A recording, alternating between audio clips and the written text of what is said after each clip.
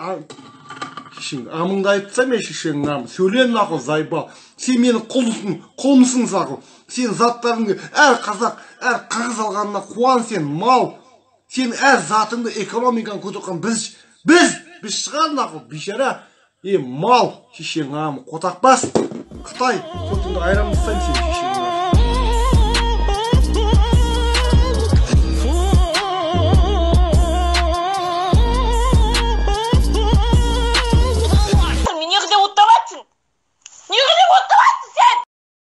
Бля, Кана, помощь нужна. А ты заебал. У тебя, блядь, не жизнь, а одна сплошная жопа. То тебя, блядь, отчисляют, потом тебя отпиздили не за хуй. Потом тебе мент на счетчик поставил. Ебать, ты у меня ствол дома хранишь.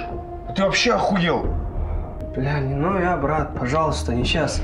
Ты сначала послушай меня. Что случилось? Че, поможешь? Что случилось? Там, блядь, какие-то чуваки спиздили мой клад, надо вернуть. Бля, Алдик. Бля, вот как раз адрес скинули, брат.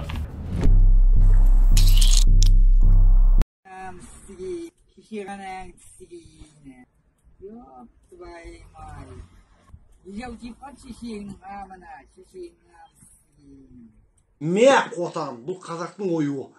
Қарашы сікістірі бізге. Ертең қырғызға басқа ойы қояды да. Қырғыздың ойы біздің қазақтың ойына ұқсамайды ғой.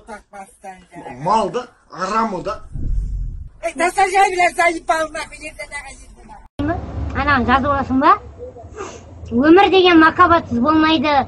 Жігіт деген қыздар сайын ойнайды. Қыздар менен жүру деген мұң қайғы.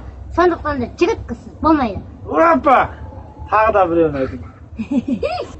Махаббат деген қызыл гүл, ерексе сені шақырар. Қайғыса оның ауыр зіл, су түбіне батырар.